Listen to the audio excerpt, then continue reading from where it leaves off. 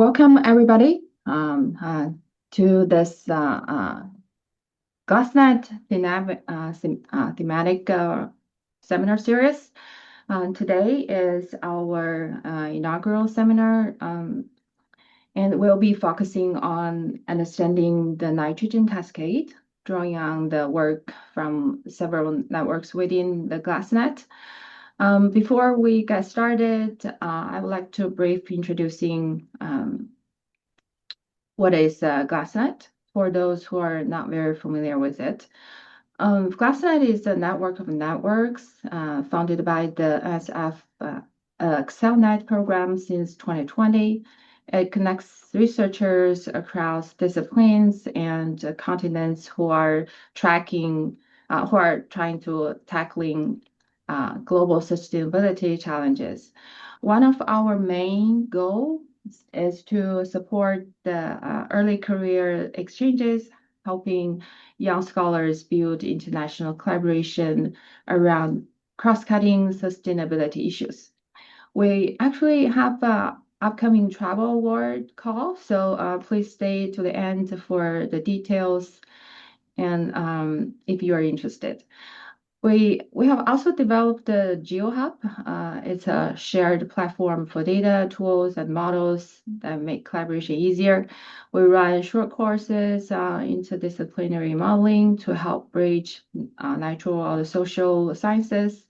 And many of these applications are now documented in our recently published Simple G book. It's an open source book. It provides access to data and models for replication and the further learning of these tools. So we recently held our first biannual business meeting in Washington, D.C., hosted by the World Resources Institute. During that meeting, there were 6 key thematic areas identified as priorities for advancing global to local sustainability research. And this follow-up seminar series, including today's workshop, grew out of that DC meeting with the goal of deepening collaboration across GLASSNET's interdisciplinary community and accelerating joint research around each theme. You can learn more about GLASSNET, including the past events and also the upcoming seminars by visiting our website. Now, let's turn to the event today. We will start with this series with the first one on uncascading, and then we'll have upcoming 5 more in next year. Today's event, we will begin with Professor Will Woolham and Professor Shan Zudima, both from the University of New Hampshire, who recently published 2 PNAS papers on the efficacy of different nutrient management strategies.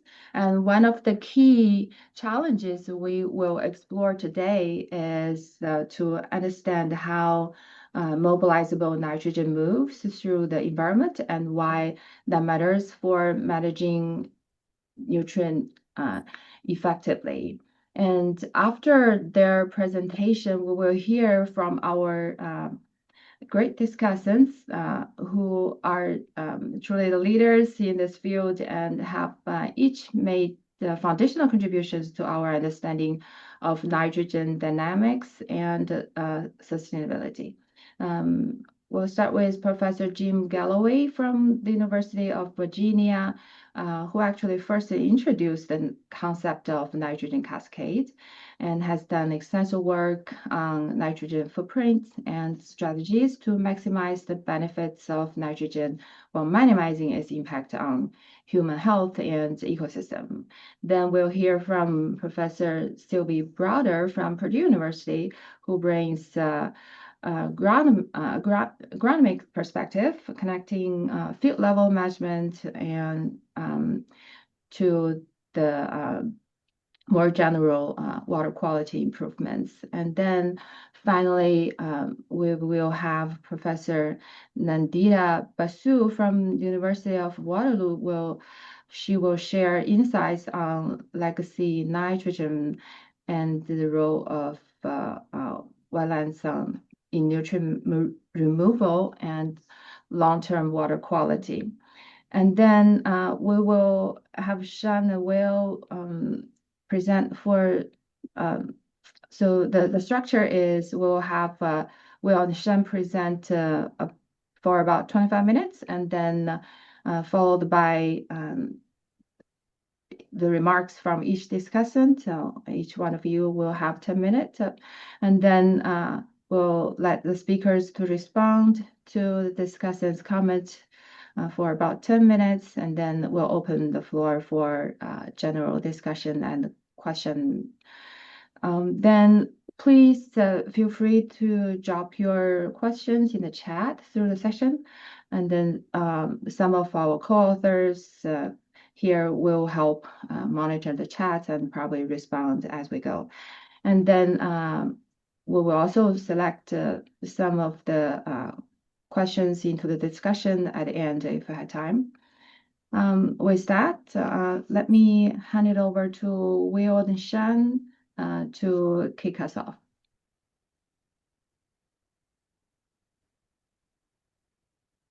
Thank you, Jang.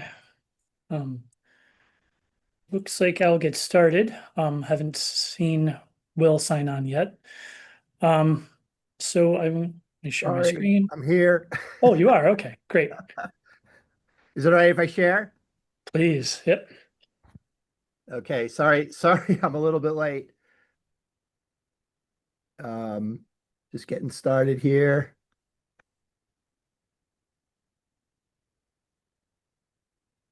You'll have to forgive us. At UNH, we start all of our classes 10 minutes past the hour, and that permeates through all of our lives, really.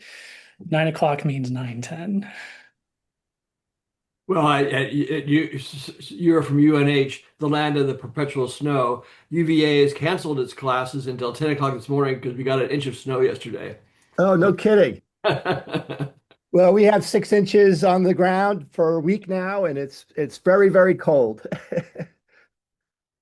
Okay, so can you see my screen? Yep. All right, great. So yeah, well, welcome everybody. We're here today for a GLASSNET Thematic seminar, and we're going to be talking about issues related to nitrogen, focusing on something that we call the Nitrogen Cascade. This is a project that we've been working on as part of innovations at the nexus of food, energy, and water. And so we're here, Shannon and I will be presenting on the results today. So why are we talking about nitrogen?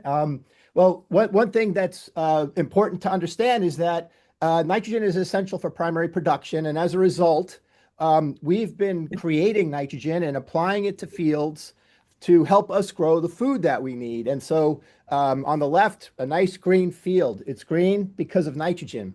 On the right shows you the population, the global population estimate that shows us that about half the population of the world would not be surviving right now without this additional nitrogen. This is from studies that were done over the last 20 years or so. So it's an important benefit for society. But because of all that nitrogen, we don't manage it all that well. There's excess nitrogen in the environment as a result.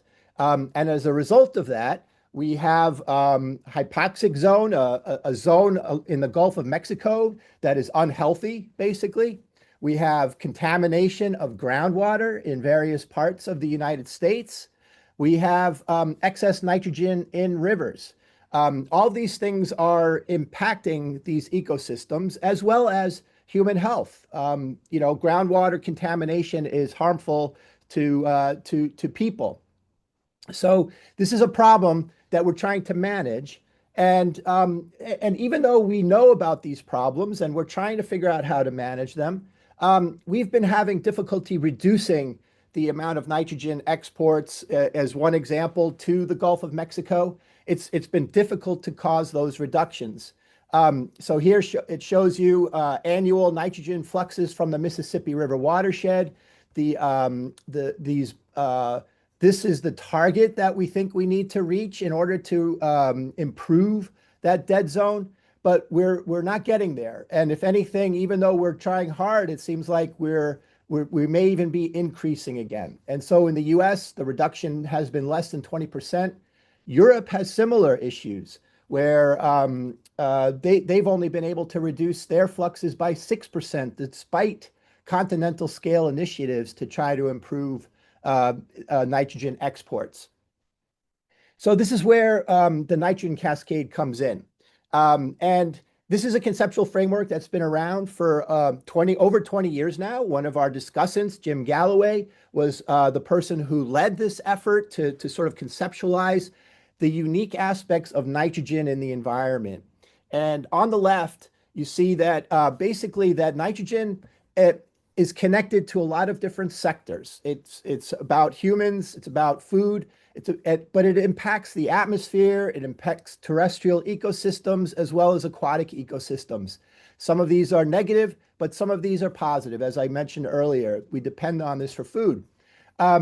But then at the same time, it cascades down the environment. So we apply this nitrogen to land to help us with food production. It's also a pollutant. It is deposited on land. It enters into rivers. It then flows to estuaries along with water. And along the way, we think that a lot of the nitrogen is denitrified. So that's a good thing. It returns the nitrogen back to the atmosphere. And as it goes down, it cascades. But at each of these different points, if there's too much, then it causes negative impacts. So one of the things, so this has been around for over 20 years, and it's a powerful conceptual framework. But what has not really been done, it has not really yet been made quantitative in a way that becomes useful for management yet. And that's what we're kind of here about today. We've tried to implement this in a way to make it more useful. And we think it's an important framework for us to understand why have we not been able to reduce nitrogen exports despite intense management efforts. So in order to apply the nitrogen cascade in a quantitative way that could be useful for management, it requires spatially distributed models across disciplines.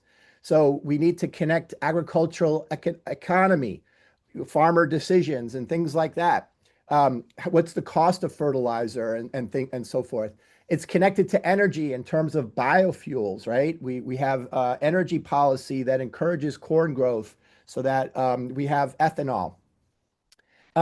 That then impacts the agroecosystem, the soils, the nitrogen use efficiency, basically the productivity of the crops. And then the excess then flows through the system and enters the water and continues to flow from these different sources from agricultural and to some extent urban areas, and it flows down the system and here to the Gulf of Mexico where that hypoxic zone is that I mentioned. So with these coupled models, we then can begin to understand where is the excess N entering the environment, how is that nitrogen being mobilized, what are the pathways, what are the fates of that nitrogen, what harm does it cause, and then where are the most effective management levers to allow us to effectively reduce that nitrogen. And so going back then to that this conceptual framework of the nitrogen cascade, what we're talking about today is not exactly everything in the cascade, but we coupled simple G, which is a partial equilibrium agricultural economic model. So basically that gets us to the why do people put as much fertilizer on where they do. We then connect that to agroibis, which is an agricultural ecosystem model, which basically lets us say, yeah, this is how productive the crops are. This is how much nitrogen they take up. This is how much extra nitrogen is leaving the system. And then we connect it then to WBM, the water balance. This stands for water balance model, which then takes the excess nitrogen from the soils and then routes it through groundwater it routes it through wetlands based on our understanding of hydrologic flow paths in the environment. And then it takes it down through the river system itself. And we have a lot of papers now that go into the details of this coupling, as well as the validation and the steps that we've done, which we're not going to get into the details of here today. And just to put a finer point on it, these are the three models here. Simple G leads us to the agroibis, which predicts the nitrogen leachate. And that this model is applied, these models are applied to every grid cell in a watershed, and then that water then flows through the system. And so we're taking into account the spatial location of where crops are more effectively managed versus ineffectively managed, how climate is interacting with all of that. So all these things are part of our analysis. And so going back now to the nitrogen cascade, we're looking at the nitrogen budgets. What's the fate of nitrogen as it flows through the cascade to these different kinds of systems? What are the benefits and the impacts of the nitrogen along these different locations of the nitrogen cascade? And then where are and these are potential management levers that can influence that nitrogen cascade. And I just want to point out that we're kind of defining the cascade in a sort of a spatial representation a little bit, where we call the upper cascade what's happening in the soil and the crops, the mid cascade what's happening in groundwater and wetlands, and lower cascade is what's happening in rivers towards the coast, because the management levers are predominantly in these different parts of the cascade, and that has implications for management. And so we're going to talk about, so these are Sankey diagrams. I'm going to show a series of these. Basically, this is showing the flow of nitrogen through the system. And also what's happening in between to get from inputs to exports. So the estimates that we're going to show are aggregated from spatially distributed predictions of the models. Okay, so we're going to focus on the aggregate factors with also showing some maps along the way. Just in this slide, note that the inputs, this is fertilizer here, nitrogen fixation and deposition, are much, much higher than the exports. So this tiny little bar here is what's leaving the Mississippi, and this is what's happening all in between there. And this little bit here is what we're trying to improve. So we'll revisit that in a minute. And so here, this just shows you the labels, all those different parts of the system, and focusing a little bit more on the internal processes that are controlling nitrogen at the scale of the Mississippi. We have accumulation that's occurring in the soils. We have accumulation occurring in groundwater and via river abstraction, which is deposited back on soils. But then we also have removal, denitrification by wetlands, by rivers, and in groundwater.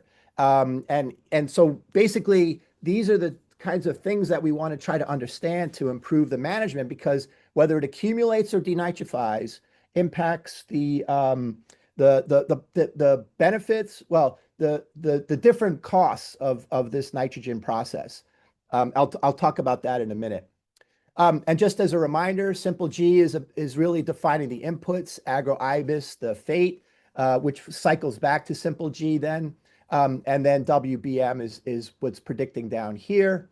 And then just as a reminder that this conceptual position in the cascade is upper, middle, and lower, to distinguish it from when, not to confuse you with upper basin versus lower basin, which is also commonly used. So when we talk about upper cascade, we're sort of talking about conceptually soils and crops and so forth. Okay. So yeah, so then here are the numbers. I'm not going to go into the details, but these are the detailed numbers that go into those previous diagrams, including other related factors such as the emissions of N2O, which is a potential negative impact as well. But what I want to focus on here is this summary table of all the nitrogen for the budgets, from the budget side of things. So after you take out the nitrogen that's useful to us for the harvest, right? 6.6 teragrams per year out of the total 10.5 added in the Mississippi, that leaves roughly 4.1 teragrams of mobilizable nitrogen, meaning That's nitrogen that enters the watershed every year and is available for moving through the ecosystem. So what's happening to that mobilizable nitrogen? We think 10% is accumulating in the soil every year so that the soils are becoming more nitrogen enriched over time. 44% is accumulated in groundwater. That's a big fate, which means that the groundwater pools are increasing in nitrogen concentration. Only 12% is currently denitrified. It's kind of a relatively small percent, but kind of makes sense in a way because of how we've degraded the ecosystems of the watershed by removing all the wetlands, by channelizing rivers, and so forth. And then 4% is taken from rivers and deposited back on soils as part of irrigation. So that leaves 31% is exported. So roughly, a third of the nitrogen is exported.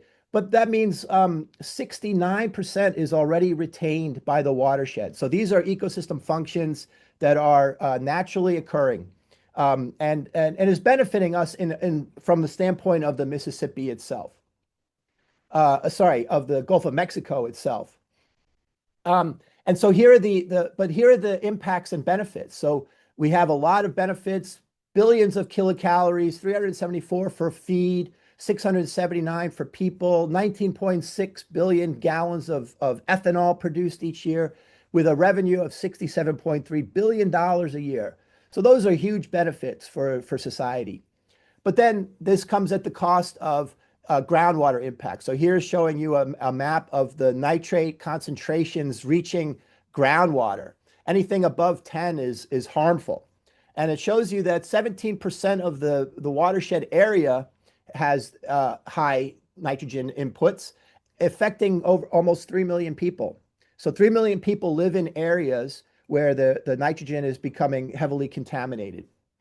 We have river impacts. 8.1% of rivers are above 10 milligrams per liter. That's a huge amount of nitrogen for a river. And then other, sort of more moderate impacts are shown here. Given the denitrification rates that we already have, we're releasing a lot of N2O nitrogen, which is roughly 1.4 teragrams of CO2 equivalents, contributing to greenhouse gas accumulation in the atmosphere. And then finally, we have 17,000 square kilometers of Gulf of Mexico hypoxia. So those going along with that fate of nitrogen through the system, these are the impacts and benefits that are associated with that nitrogen. So just to summarize this part of the talk, because then Shan's going to go to discuss the management levers. We have a lot of retention already occurring in the watershed, and we have to try to enhance that. All right. So that's going to be a challenge because the ecosystem is already doing a lot for us. Most of the N is stored in groundwater and soils, so it's not being denitrified, but the denitrification that is happening is significant compared to what's leaving the mouth of the Mississippi itself that creates that hypoxic zone, which is what we're which is a key management goal of the system. And in the contemporary scenario, most denitrification occurs in the channel river network, and little in the remaining wetlands that are there. Okay, so these are all things that we need to consider moving forward for management issues. And just as a reminder, we benefit from this nitrogen, but also these negative impacts are also occurring. And so now we'll transition to Shan, and I'm going to continue to move forward the slides. Who's going to talk about how the different management levers that we have created scenarios for could benefit this issue. So go ahead, Shan. Thanks, Will. So yeah, as Will's mentioned, there's a lot of different management levers that we can use to address the nitrogen issues. And a lot of folks have already looked at the combination of measures. We've long recognized that it's going to take dramatic influence on either single levers or multiple levers to really reduce the problem. So we have a number of scenarios, I'm not going to go into or a number of studies, not going to go into the details, that have used a combination of mechanistic, economic, and integrated assessment models that have looked at this combination of interventions that are applicable for this problem in the Mississippi. Can advance. So we're going to work in that same type of framework and look at a series of different scenarios that test individual levers, both individually and in combination. We're going to look at the 2035 baseline, where we see slight reductions in fertilizer application just due to ongoing changes in the economies. We have two interventions in the upper cascade. One assumes fairly widespread adoption of electric vehicles, which then reduces the biofuel demand for ethanol, which reduces corn growth and associated nitrogen application. On our second upper cascade, we look at, well, it's a complicated shock to fertilizer prices that, for simplicity's sake, we'll just call a nitrogen tax. It's almost a doubling of cost of nitrogen to demonstrate what the potential effect is for strongly reducing the source of nitrogen as fertilizer. As we move down the cascade towards a mid-cascade intervention, we'll look at edge-of-field wetland construction. This represents a broad adoption of a restoration practice along the edge of field that's consistent with what we've estimated to be about roughly half of the available land area and crop area potentially restorable to wetlands. Finally, when we move to the lower cascade, we're going to restore a comparable amount of that area, about 32,000 square kilometers, right along the floodplains of the most downstream pixels. So we're restoring cropland just in the most downstream pixels, and then allowing the model during flood events to broaden out over the entire floodplain or the portion of the restored floodplain, and allow denitrification activities to happen in those regions as well. So we can look, we'll look through the effects of the nitrogen flux, particularly the inorganic nitrogen flux throughout this system. We're going to look at along the main trunk of the cascade at 4 points: the fertilizer applied, the leaching from soil, the yield, which is the total inputs to rivers, and then finally the river export to the Gulf. As we can see, as Will described in the beginning part of this talk, during this baseline, just like as in the contemporary, we see a significant shrinking as nitrogen flux is attenuated through the cascade. So where we start with 7 teragrams of fertilizer applied in the soil, we see just under 0.9 teragrams leaving the cascade while entering the Gulf of Mexico. As we introduce the upper cascade intervention, looking at specifically the nitrogen tax, we see that the intervention is fairly significant in the upper cascade, but is then strongly attenuated as we move down. Roughly a third to a half of the reduction in nitrogen due to the tax is seen as we look at the lower cascade in yield and in river export. But when we look at mid and lower cascade interventions, we see that much less of that effect is attenuated as you move through the trunk of the nitrogen cascade. However, there's very little effect further up. There's a slight effect because we have restored land. We've reduced the amount of fertilizer applied in those specific areas where we did the restoration, but those are comparably very small actions. And the final thing to note, we would like to see that when we combine the influence of all of these different management levers, that we have a synergistic effect, a superlinear response, but that is in fact not what we see.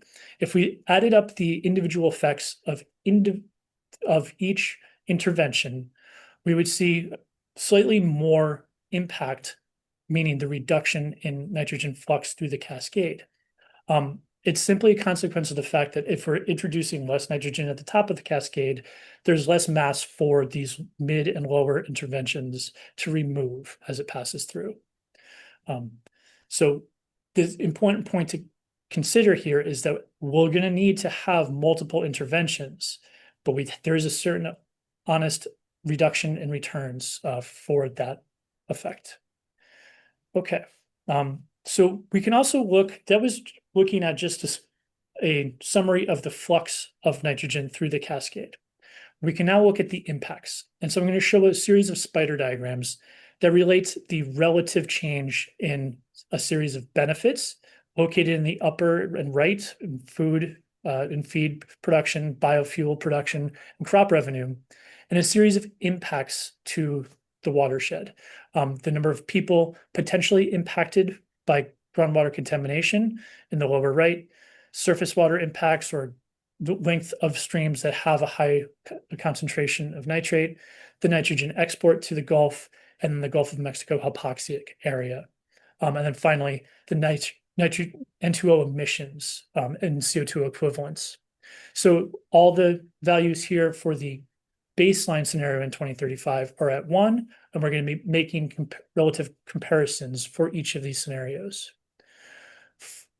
For the electric vehicle, we see that we get a slight increase in the amount of food and feed produced, and of course, decreases in biofuel production and slight decreases in crop revenue. We've also reduced one of the impacts, the number of people impacted by potentially high groundwater concentrations, but there are really no other effects as we move further down the cascade. In contrast, when we look at the nitrogen tax scenario, we do see fairly strong reductions in both in several of the benefits and all of the impacts, except for crop revenue, where we actually see somewhat of an increase in crop revenue associated with the nitrogen tax. That would be a question for the economists. In particular, because the nitrogen tax is really affecting the upper cascade and the population of people impacted by groundwater is right at the cusp between the upper and the mid cascade, we see a significant decline in the number of people affected by potentially high groundwater concentrations. When we look at the wetland intervention, which is an intervention at the middle of the cascade, very subtle impacts or differences to the benefits of the system. And then we just start to see some improvement, some reduction in all of the impacts as we move through the middle and lower cascade. But we also start to see an increase in one of the other negative outcomes of some of our conservation actions, where we see a dramatic increase in the amount of N2O emissions, specifically from the hydrologic system. So this analysis does not incorporate a full soup to nuts calculation of the CO2 emissions of these scenarios. This is strictly from the hydrologic system. When we look at the final intervention, the floodplain restoration, we see again virtually no change in the benefits to the system, almost negligible effect on the groundwater impacted, but we start to see a reduction in surface water impacts and a dramatic decline in the nitrogen exports in the Gulf of Mexico hypoxic area. We also see a very dramatic increase in the N2O emissions. So again, this is all illustrating that the interventions themselves are targeting specifically those parts of the cascade where they're most located, they're proximal to in the cascade, not necessarily in the geography, but in the cascade. When we'll combine 3 of those scenarios, the NTACs, the wetlands, and the floodplains, and see that basically all of the benefits and impacts are plotted slightly interior to the minimum at each point. And they're in the total effect of this combined influence is almost linearly additive, meaning we have even fewer people impacted by groundwater.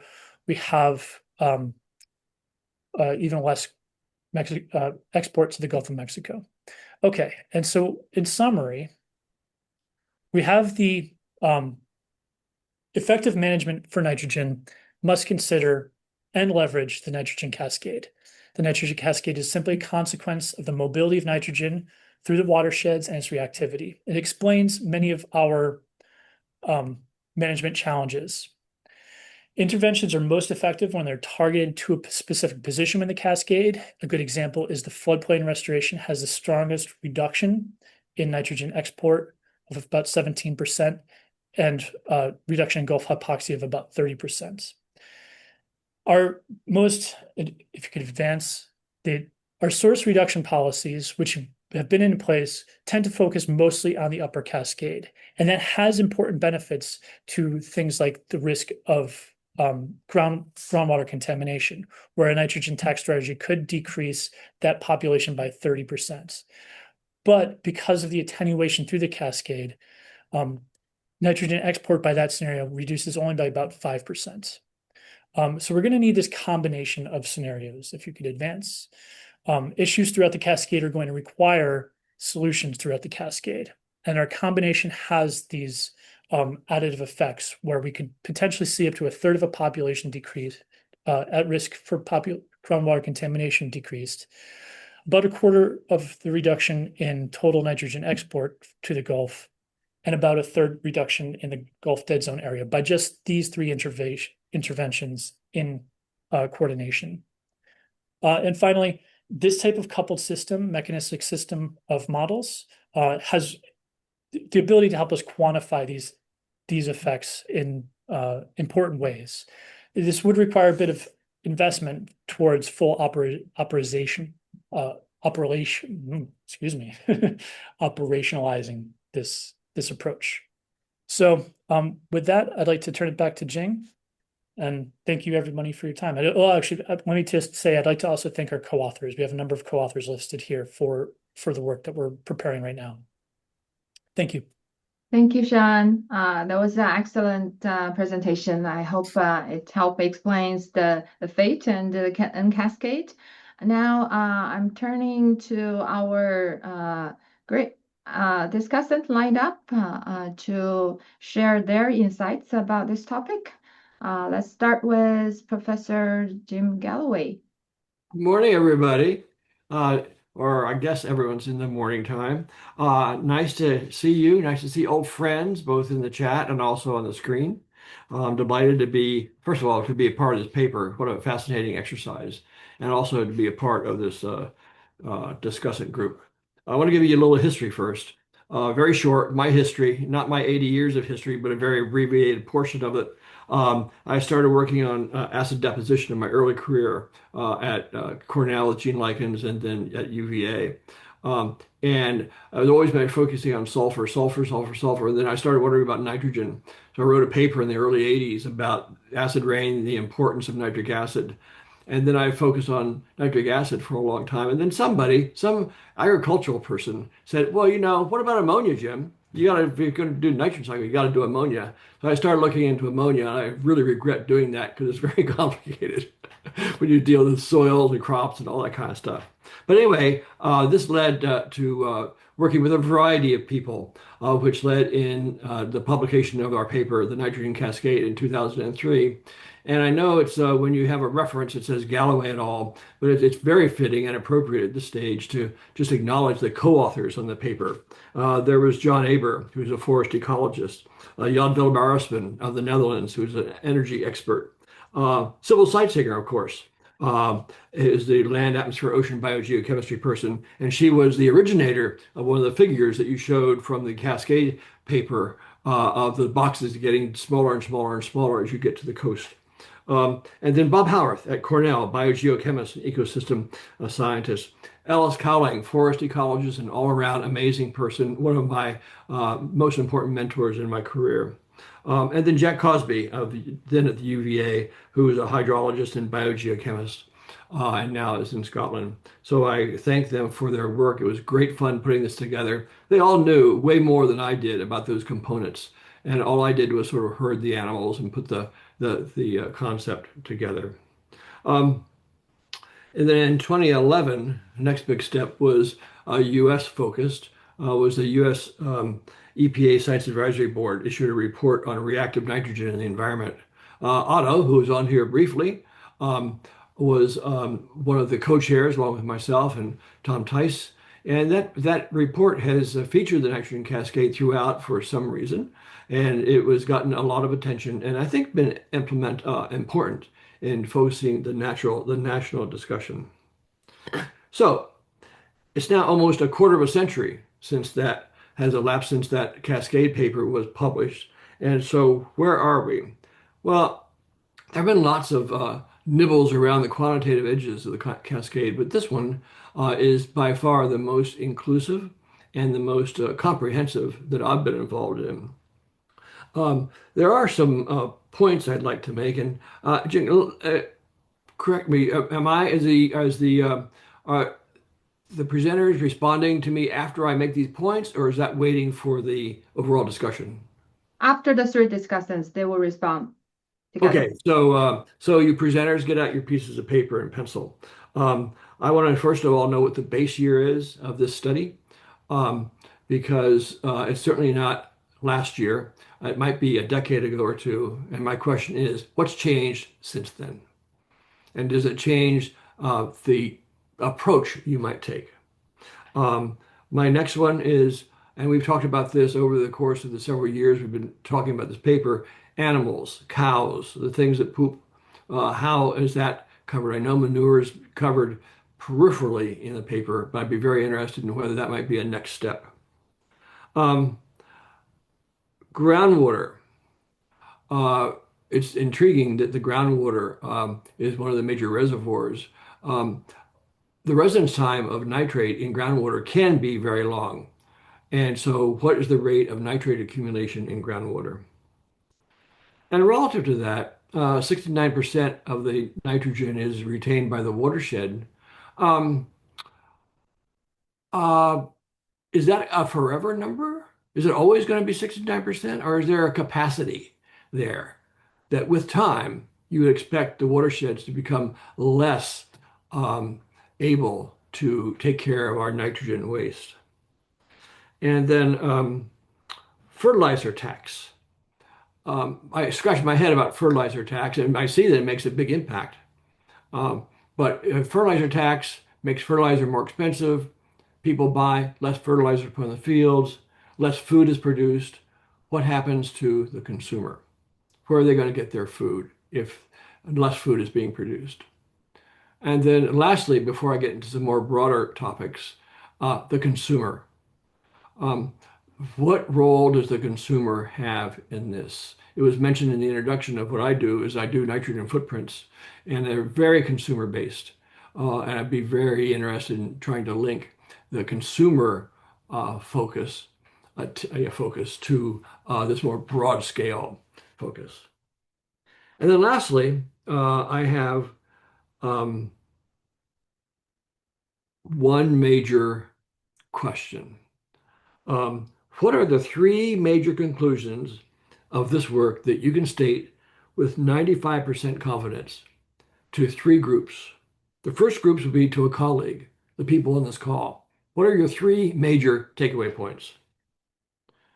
The second group would be your neighbor, who was an English major in college. What would you tell them about the three major points of this paper? And then lastly, to the neighbor's 10-year-old child. What would you tell that child about this work and how it might impact them? So, with that, I conclude my remarks and I look forward to the more in-depth discussion. Thank you very much. Thank you, Jim. Yeah, I hope Will and Sean write down some of those questions. And if you got time, feel free to drop some quick answers in the chat, and also have a time to think about some questions dropped there already. And next, we move to Professor Sylvie Broder. Sylvie, are you ready? Yes, I'm ready. Thank Yeah.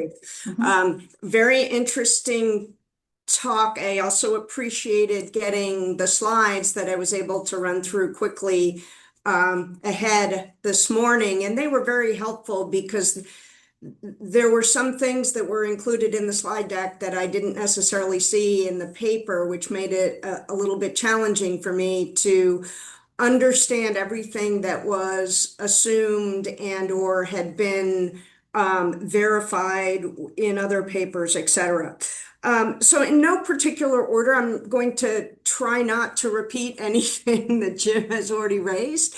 And by way of background, perhaps the most relevant thing for you to know about me is that I have spent since 1990, I arrived here at Purdue in 95. Since 97, I have overseen research activities at our water quality field station, which is an in-field laboratory for studying the impact of what you're doing to the crop on what comes out the bottom of the soil profile as it is intercepted by tile drains that shortcut natural hydrological pathways to surface waters and shunt everything rapidly down to the Mississippi or wherever it's going. And from about 2004 on, we started also looking at greenhouse gas emissions from the system simultaneously in an effort to better understand the end balance at the field scale. And so I think with that background, I'll start with to me, we were all about water quality until then we were about other things like greenhouse gas emissions and the impacts that those may have on people. And so it's interesting to me to hear the phrase denitrification is good. Denitrification is a process, but it certainly has a consequence that we deem not so good now. Nitrous oxide emission, which occurs with nitrification too. And so I think I think there's the other thing about denitrification versus water quality is you're talking about different scales or sort of control levers and issues that people have to deal with. And greenhouse gas emissions, it's immediately a global contribution, whereas contamination of water is a more local problem, perhaps immediately for people. But anyway, I think there is a population that is considered at risk for global warming, and I'm not sure how that was included. In terms of retention within the watershed, I guess I think I would argue that perhaps it's not all retained. It's just not all losses are accounted for. And there was sort of a little bit of discussion about ammonia volatilization that I didn't understand, but certainly there's a fair bit of ammonia volatilization. I think I saw Craig Drury on at some point. He may still be on from Ontario. He studies ammonia volatilization, and that can be quite significant. So I don't know whether retention within the watershed is exactly the way I would characterize it, which leads me to think about where are the highest uncertainties in these estimates? I know these have been looked at in other papers, but this gets back to Jim's last point. Some of these estimates must be more uncertain than others. I think that's something that's worth trying to characterize, including being very clear about which part of models are verified in terms of quantities of outputs. Where does the model fit well with what has been measured, what has been observed, and where are we not really sure that the quantity is quite correct?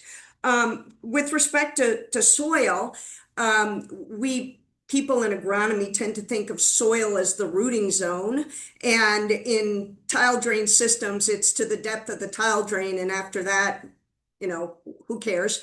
But when we think about nitrogen accumulation, and you give me a figure that is an amount per year over year, and why don't we see that? And where would we see that? We don't typically, you use the terminology storage and accumulation in soil sort of interchangeably. And most of us in agronomy would say, well, if it's with carbon, if it's bound with carbon, it's stored. If it's not bound with carbon, it's there and it's losable. It's usable or losable. But it doesn't sit there stored. It can accumulate until the next event that moves it along through the system, but I'm not sure we would consider it stored. And I think that's something that a terminology that is probably a little bit important to be careful about. Okay. Yeah, Craig's weighing in. Craig, I was going to say that could be as high as 50% of N applied in a broadcast urea application. So it's not something to just say, oh, it could be a lot.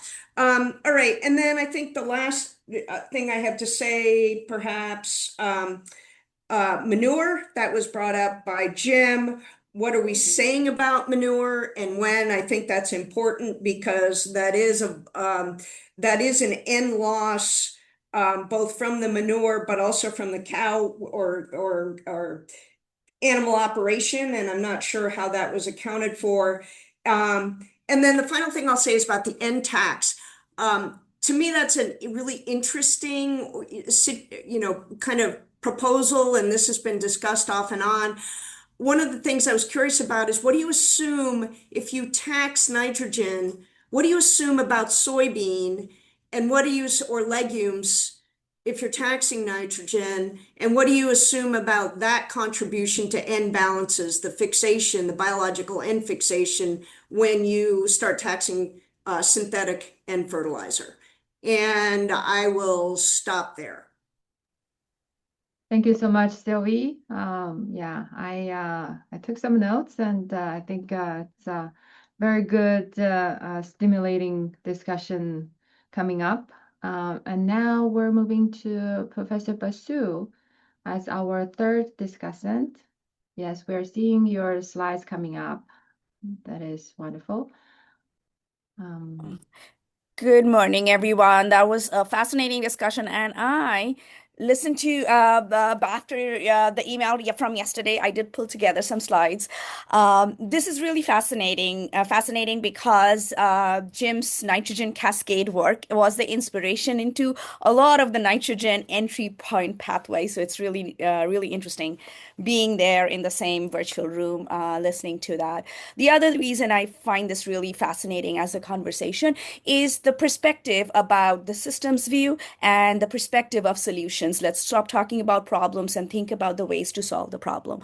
So I really, really like that approach. And I also really enjoyed kind of thinking about the nitrogen cascade, but breaking up into these different elements of the cascade, and really acknowledging that, Gulf of Mexico hypoxia is important for somebody, but that's not the only problem. There's multiple problems, and we have to think about it in a holistic way.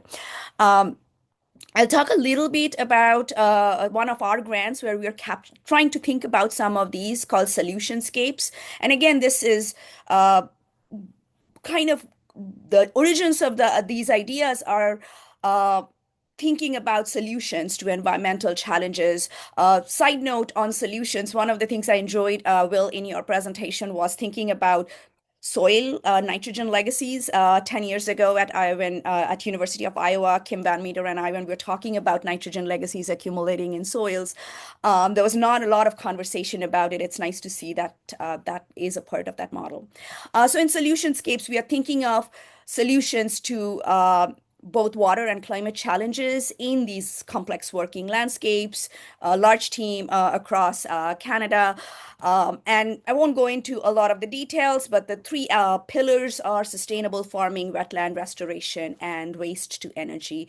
The main ideas are sometimes solving one problem creates another problem, and we have to think about trade-offs. And the other key thing is it is not universal solutions. There is a location specificity to it. Some solutions might work in one places. So thinking about them in a regionally explicit way, very similar to when you're thinking about the Mississippi River Basin, is really, really key to some of these solutions.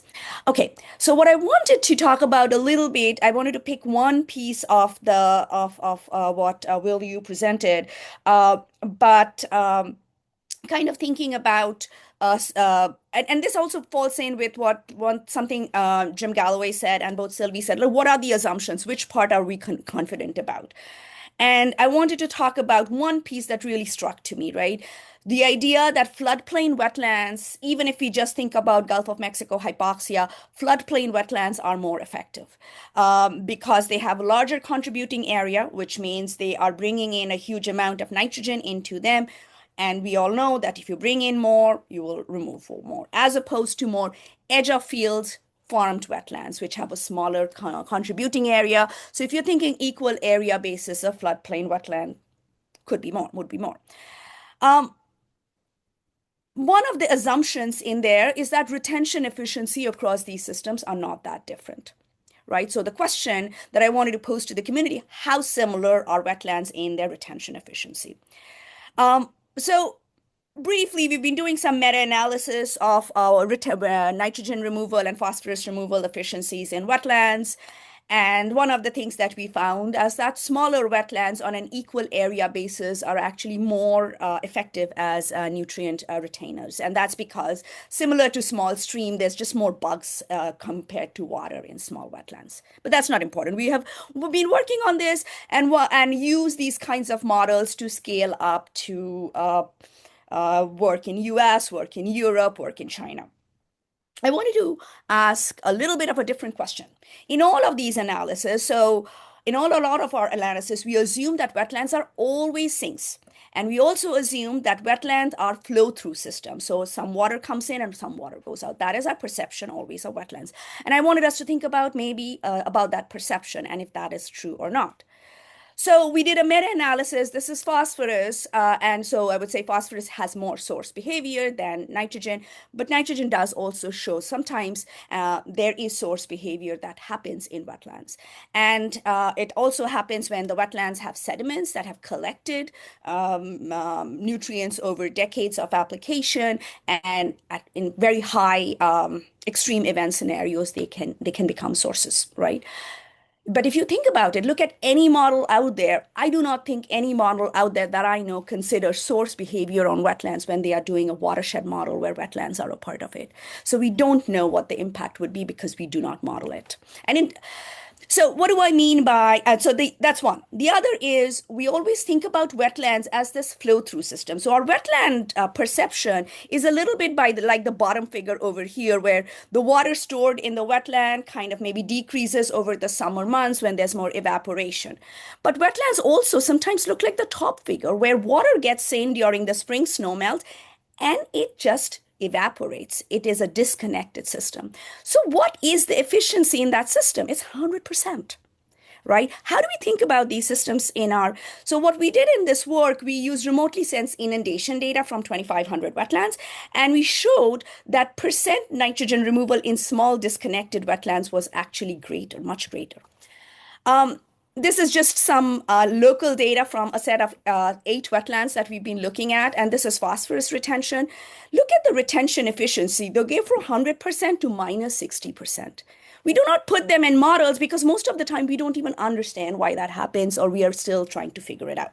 So this is one of the things that I've been fascinated with the last few years, and I wanted to talk about it in a little bit of more conceptual way.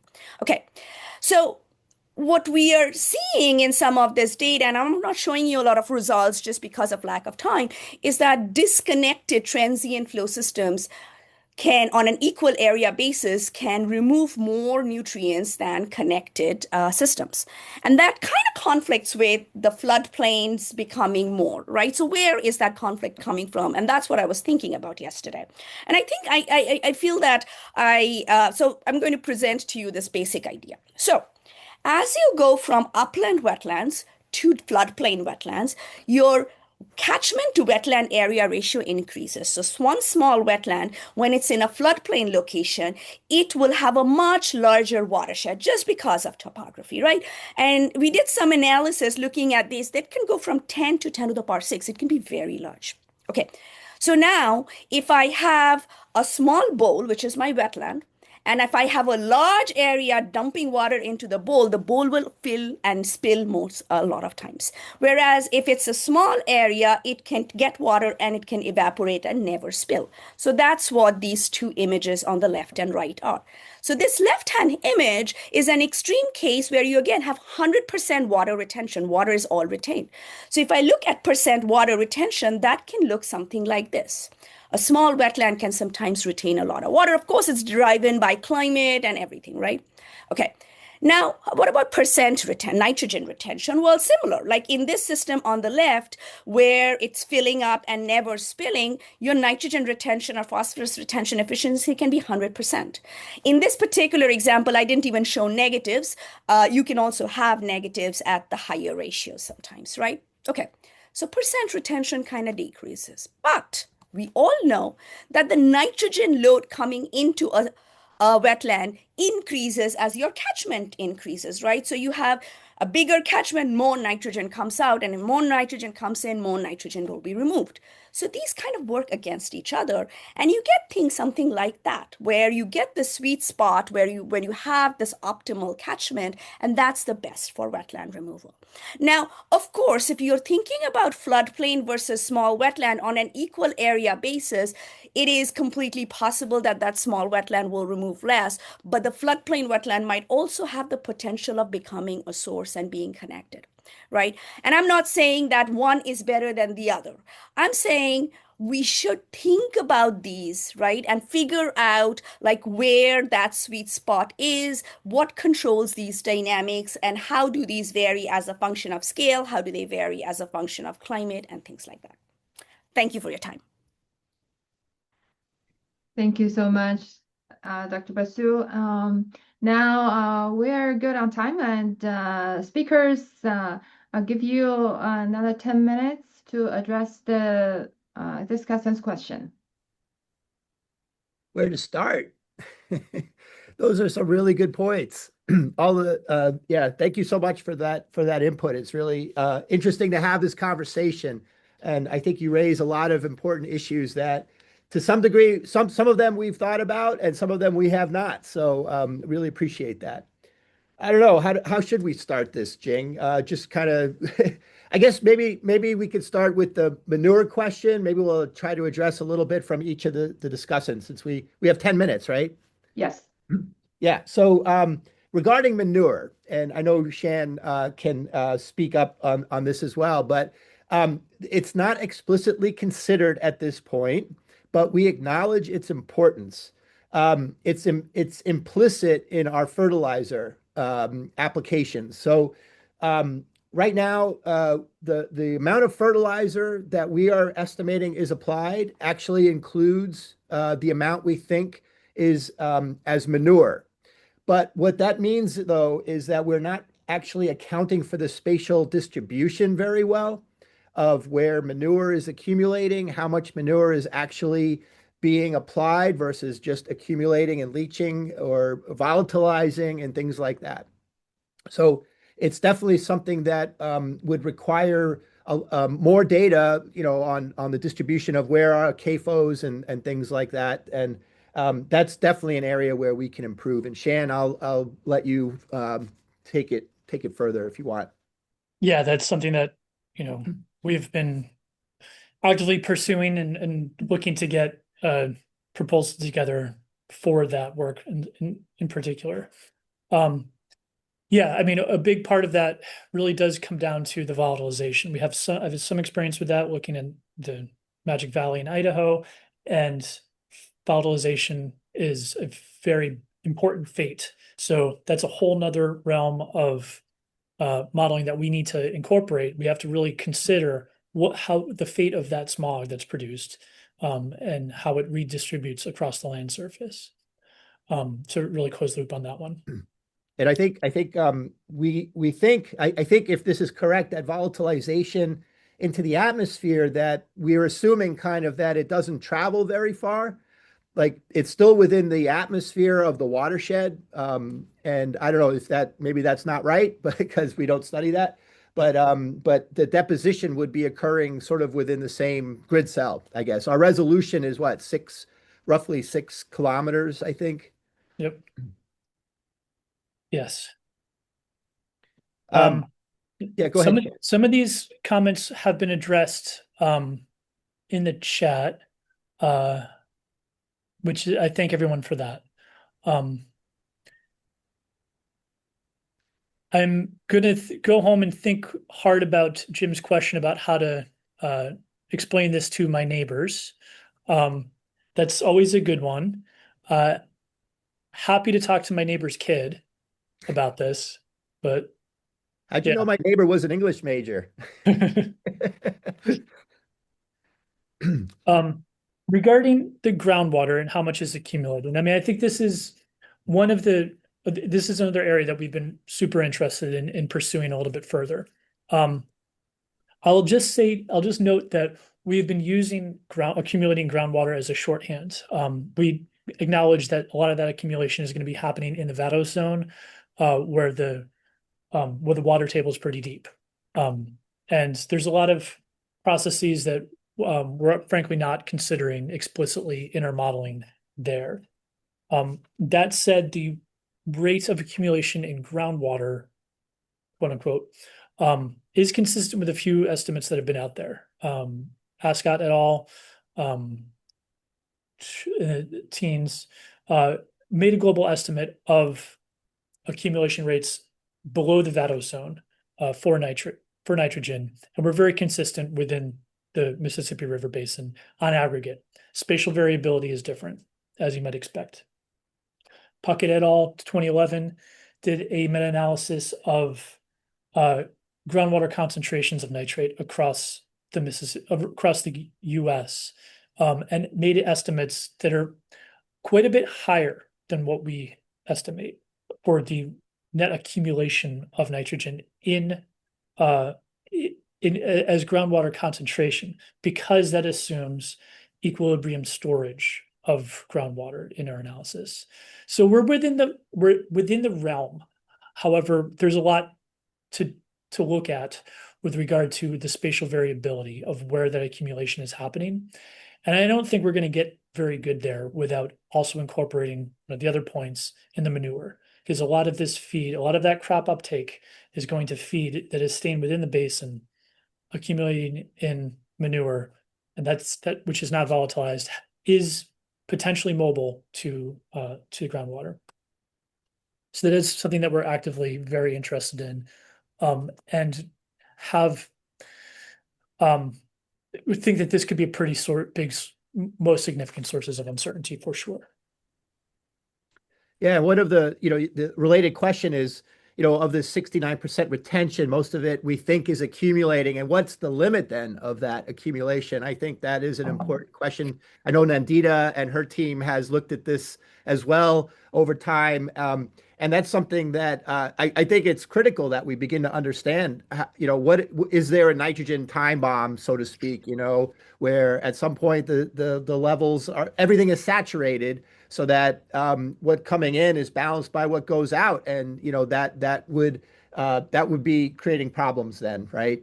If that happens, I guess I'm not sure if we assume or are thinking that we're not at that level yet, right? That we're not at equilibrium with the groundwater storage yet.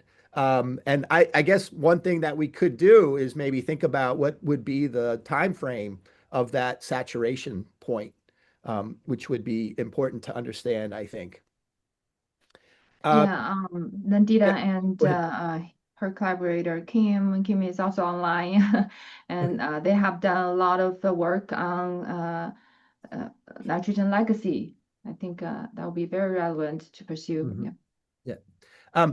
And I guess I don't know if we're running out of time for this part, but Nandita, I really appreciate your sharing your analysis, and I agree that finding that sweet spot is for when can wetlands be helpful in this situation is critical.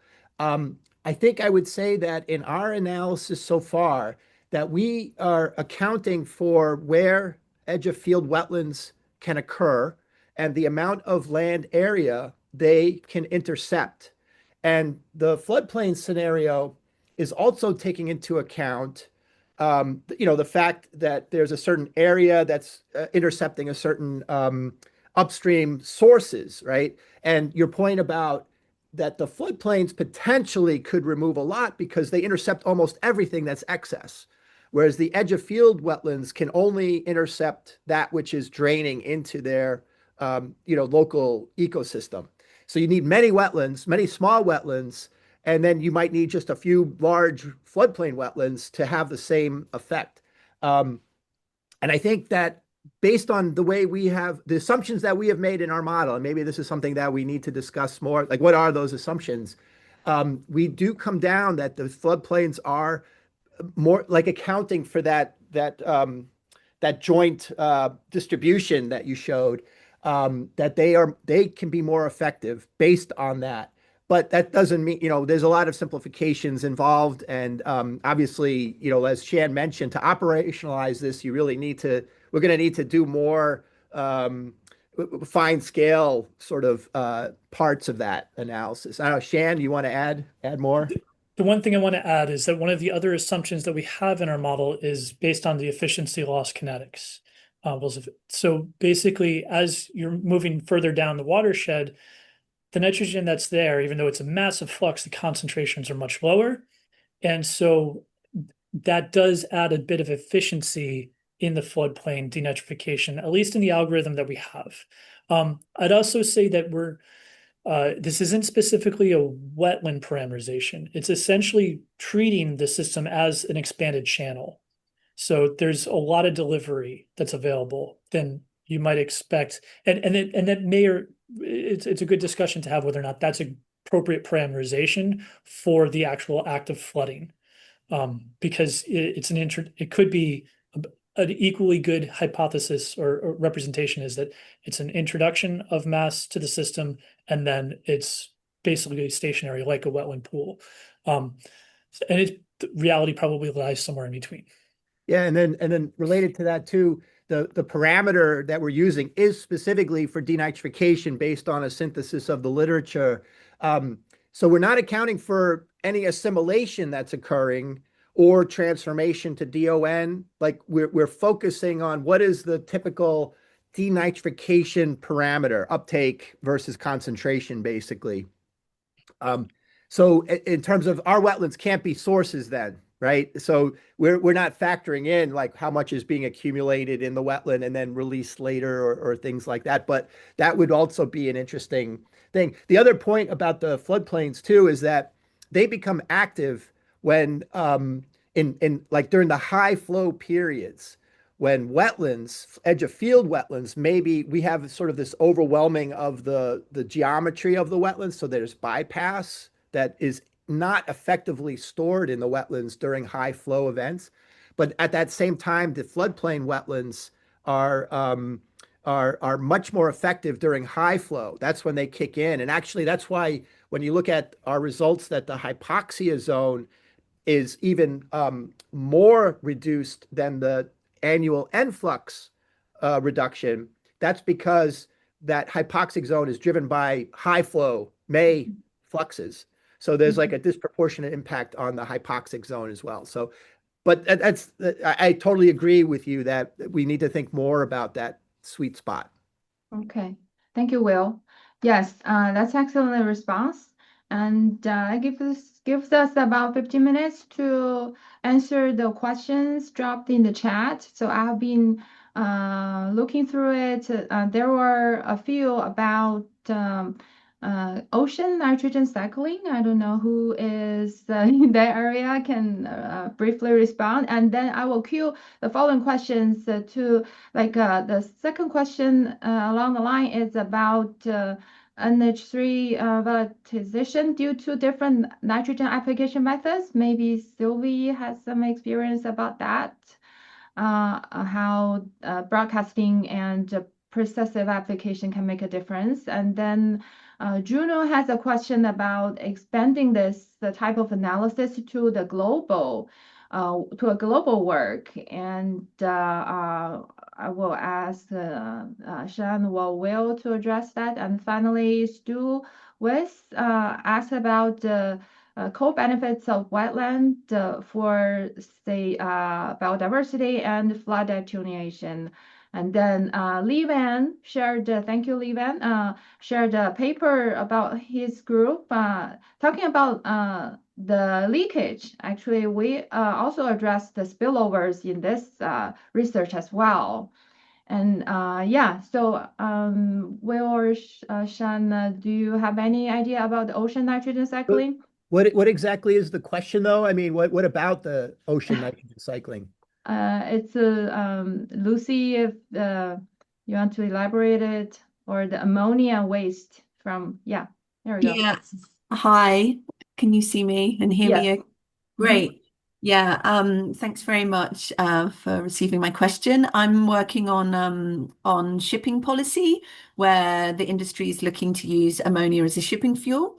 And recently Gazamp was kind of charged with, kind of inputting to the science of the life cycle analysis on like evaluating different alternative fuels, of which ammonia is one of them.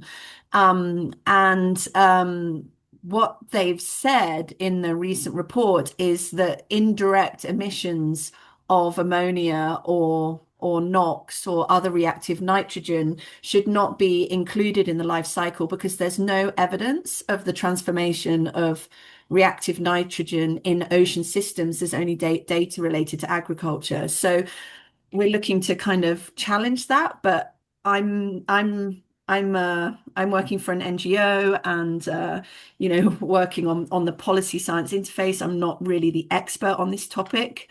So it's just asking really if there's papers or evidence that could be pointed my way on nitrogen cycling in the ocean and what the potential risks might be if ships are regularly traversing the oceans and kind of emitting increased amounts of NOx or ammonia.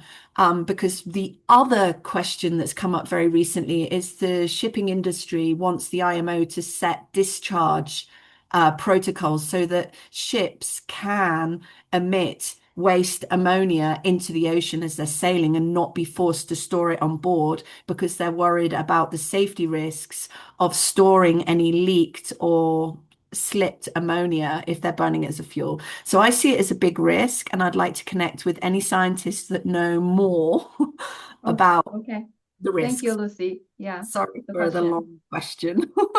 Great questions. Yeah.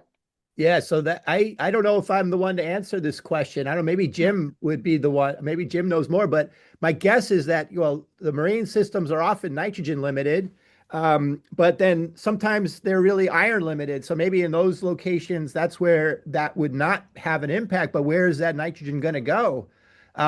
It's probably going to be nitrified at some point, I assume, which could lead to N2O emissions. And then that's going to be transported somewhere else where it could impact the cycling of the marine system. So to me, that would be something to really look into more. So let me jump in here. What a horrible idea. But other than that, I don't know anything definitive. But if you send me an email, we can talk more offline. Thank you, Jim. Fantastic. If you could, I'll ping you and maybe get your email. That would be great. Thank you. Thank you, Lucy. Sylvie, you drop a response. Can you respond quickly about an application question? So remind me again exactly what the question was. Whoever asked the question, Greg, are you still there to ask it about different nitrogen application methods? There we go. Oh, no, it was just a comment that ammonia volatilization can be very high if it's broadcast, but there are ways of reducing it. If you could inject it in the soil, you can reduce it by 95%. If you add urease inhibitors, that can also reduce it with broadcast urea by 50%. So there are options to manage that. But the issue is a lot of farmers, unfortunately, are just broadcasting urea. And if the weather conditions are right, in some years, I've measured as high as 50% loss. Yeah, and with lack of tillage too, with no-till and things like that, where you're surface broadcasting, and then again, you can get back to the tax issue, but I don't even know whether, Craig, you were on the call when we were talking about farmers would just rather apply it broadcast and lose 25% or more of their N than Yes. do something other, more expensive, or more complicated to manage N and reduce the loss. It's just from their perspective, it's a time efficiency, time trade-off. For what Time it's worth, cost. it's better. It's at least easier to manage ammonia loss than it is to manage N2O loss. Yes, that's true. Yeah, I guess it also depends on how the fertilizer is applied by the farmers themselves or from the services. Some farmers don't have the right equipment to switch from one application method to another, so that could be a limitation. Determine depends on how the fertilizer is distributed and whether Yes. inhibitors are applied. Yes. Yes. Great. And then, is it possible to expand this to a global level study to address Juno's question from the World Bank? Yeah, so I mean, I think that would be really exciting, right? I mean, Simple G, the agricultural model you're modeling, and Tom, is actually a global model, right? And it's global to local to global. That's the whole rationale behind our efforts here. It would be really exciting. We've applied WBM, our water balance model, has been applied for various global analyses in the past and would be ready to go in a sense, coupled with an agricultural model that does that. And then I'm not sure about agroibis. I think it's been mainly applied to the US, if I remember right, but I'm sure we could do something globally as well. And Juno also asked a question about most of the denitrification occurs within the river channel network. How does this compare with the role of wetlands in denitrification? And Juno, I tried responding to that as a comment. okay. But briefly, right now and presently, most wetlands don't have a lot of agriculture in the catchment. So there's not a lot of opportunity for the existing wetlands to denitrify much of the unapplied. In a large scale wetland restoration scenario, that changes. And if those wetlands are restored to target nitrogen excess, then they become much more important than river denitrification. Okay. Tom, you had your hand up for a second. Yeah, just a shout out to Iman Hakiki and our colleagues at PIC who run the LPJML model. That's in some sense a substitute for agroibis when you're going globally. Obviously, it hasn't been as fully developed or validated and extensively used as agroibis has across the Midwest, but it does offer to our colleague at the World Bank, it does offer a vehicle for when partnered with Simple G, which Iman has done, has a paper under review using that. That could be a vehicle for looking at this globally, given that there's a good link to WBM. So that's just a thought. Yeah. I'm going to 2 points here. I'm sure that based on almost all of the comments we received from our discussants, there's a little bit of cringing going on. We've identified there's a lot of uncertainties in the system that we have really well characterized with measurements. To go global introduces a lot of uncertainty.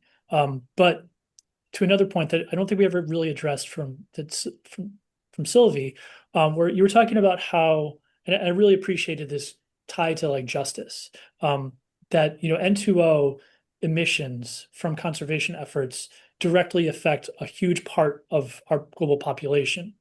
I think one of the other impacts that we potentially could see, and a global kind of model system could really help us try to address more importantly, is when we have these conservation efforts or an N tax in the US, then the demand for the food and feed doesn't go away. And so that we see spillover effects that demand gets shifted elsewhere, as well as all the impacts that are associated with that agricultural effect, all that agricultural economy. So I think it's definitely important to consider is not only just the impact from N2O emissions that we have here, but also the pushing of that supply demand to other locations. Great. So I think we have comments about co-benefits of wetland and another comment about the spillover effect. For the spillover effect, we did find like when you try to take out land from the production area, and then the production will be relocated to the other area where the wetland is not restored. So that's the spillover effect we found, maybe similar as the leakage. And then the co-benefits of wetlands.